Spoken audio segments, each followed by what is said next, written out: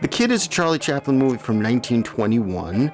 First off, for any viewers not familiar with Chaplin, he was the most famous actor of the silent movie era. He was probably most famous for his displays and abilities in physical comedy, but he would also write, produce, and direct his movies, as well as compose the music.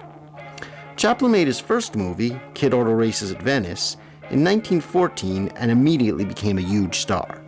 But I feel it was not until 7 years later, when he made The Kid in 1921, that he finally gave one of his movies a truly solid story and also an emotional story. His earlier scripts appeared to be often written as excuses to display his slapstick abilities, or sometimes earlier scripts did reflect aspects of history in the then present, but seemed to lack having a true beginning, middle, and end.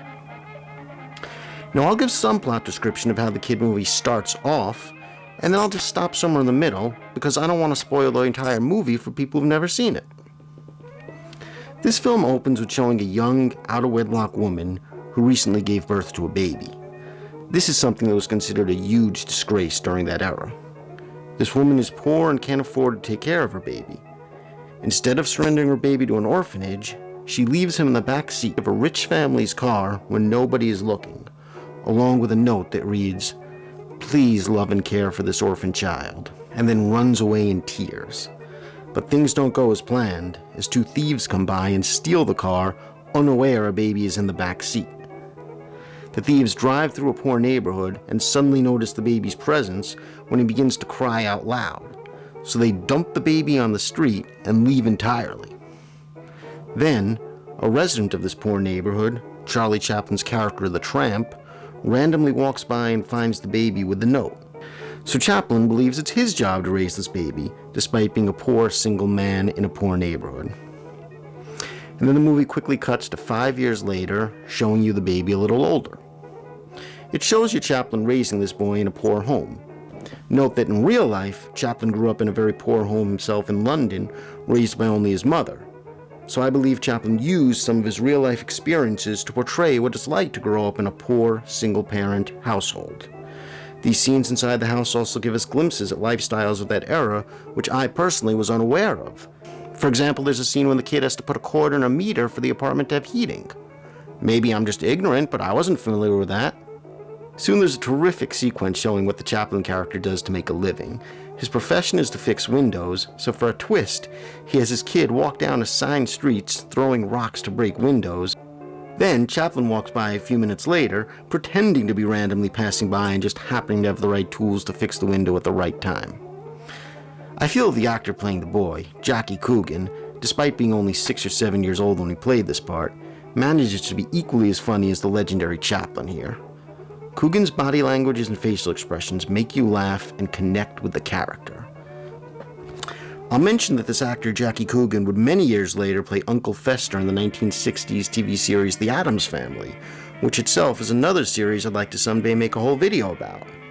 Anyway, what we get in this scene is Chaplin, who was already the most famous actor on the planet for his physical comedy, placed alongside this young kid, who turns out to be equally as entertaining as Chaplin himself, in the middle of this story, which was Chaplin's first ever truly good story. The first Chaplin movie in which audiences feel totally wrapped in the story of what's going on with these characters. All these different good aspects add up to equal fantastic entertainment. I don't want to say endless plot description because I'm guessing many viewers have not yet seen the movie and I don't want to spoil everything, so I'll just say this movie's script keeps you interested. There's always something happening to keep the story moving and make you want to know what's going to happen next. When you simply list all this movie's basic ingredients, good story, good performances, funny comedy, and emotional drama, it becomes clear this movie is worth watching. I think there are some educational values of being exposed to entertainment of a different era, and that includes watching a silent movie like this. And I don't think watching just a 60-second clip from a silent movie really qualifies. You need to watch at least one silent movie from beginning to end. I understand there are many silent films out there that are simply unwatchable by modern audience standards, but I really don't think The Kid is one of them. The Kid just has so many different great aspects, on so many levels, that I can't imagine anyone not being entertained. Okay, that about concludes what I'd like to say about 1921's The Kid. Before I end this video, I'd like to quickly mention a few other Chaplin greats. In 1925, Chaplin made a film called The Gold Rush, which is obviously about people looking for gold in Alaska. Note that many years later, Chaplin released a second edition of The Gold Rush, in which he dubbed on a narration himself, and also dubbed in new music, and obviously cut out all the dialogue cards. The truth is, the second edition is much more entertaining than the original. But by watching the later edition, I think you're kind of cheating yourself if you want to experience watching a movie from the silent era. In 1936, Chaplin released a great movie called Modern Times. This one was released at a point when most movies being made did include sound, having actors talk, though Chaplin still chose to stick to his older style of silent filmmaking. But every so often he cheated that by having an actor talk here and there before switching back to his older silent film style. Then in 1940, Chaplin released a truly great masterpiece called The Great Dictator, but this whole movie had actors talking from start to finish. There are many, many reasons The Great Dictator is a movie you really should see, but being exposed to a movie from the silent era is obviously not one of them. Bottom line is, if you want to see a really good silent Charlie Chaplin movie, The Kid is my #1 recommendation.